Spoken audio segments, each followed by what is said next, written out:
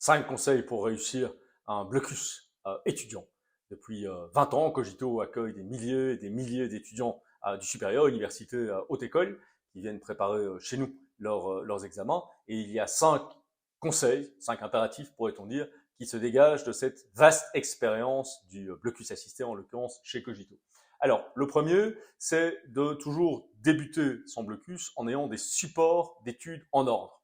Ça paraît une évidence, ça paraît un truisme, mais on voit chaque année énormément d'étudiants qui préparent leur blocus en ayant des supports qui malheureusement ne sont pas en ordre. C'est très important. Deux, planifier son travail. C'est-à-dire qu'il y a par exemple pour l'été un nombre de jours déterminé qui est disponible pour l'étude et un nombre d'examens à préparer. Donc il est important de planifier en ne serait-ce que répartissant le nombre de jours disponibles entre les différentes matières. Donc ce plan est un aspect, selon nous, fondamental d'un blocus étudiant réussi.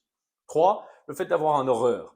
Ça permet de garder un certain rythme, d'avoir une certaine hygiène dans le travail, de ne pas s'épuiser à certains moments, puis après ça se reposer un peu trop longtemps par la suite. Donc se donner un horaire exigeant, en moyenne c'est 9 heures de travail effectif, mais donc sur le mode acquisition effective des connaissances par jour, et avec un horaire qui est effectivement régulier, donc qui est le même pour chaque jour, mais y compris le week-end, hein, donc pas commencer à faire des grandes variations. 4, ne pas hésiter à avoir une validation progressive et régulière des connaissances. Donc si on estime que, par exemple, je prends ça tout à fait au hasard, le cours de statistique qui pose de façon traditionnelle certaines difficultés à nos étudiants est connu, eh bien ne pas hésiter à essayer d'avoir une simulation d'examen qui se rapproche autant que faire se peut des conditions de l'examen réel pour vérifier que l'on a effectivement acquis un niveau suffisant, en tout cas pour réussir l'examen.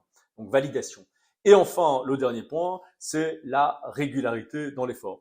Un blocus étudiant réussi n'est pas un sprint, c'est pas quelque chose, on ne s'épuise pas dans l'immédiateté, on doit produire un effort dans la durée, parce qu'il y a le blocus proprement dit, la préparation, il y a aussi la session. Il faut garder un minimum de fraîcheur pendant la session d'examen proprement dite. Donc la régularité dans l'effort, c'est évidemment lié au point précédent, nous paraît important. Donc 5 conseils. 1, des supports en ordre.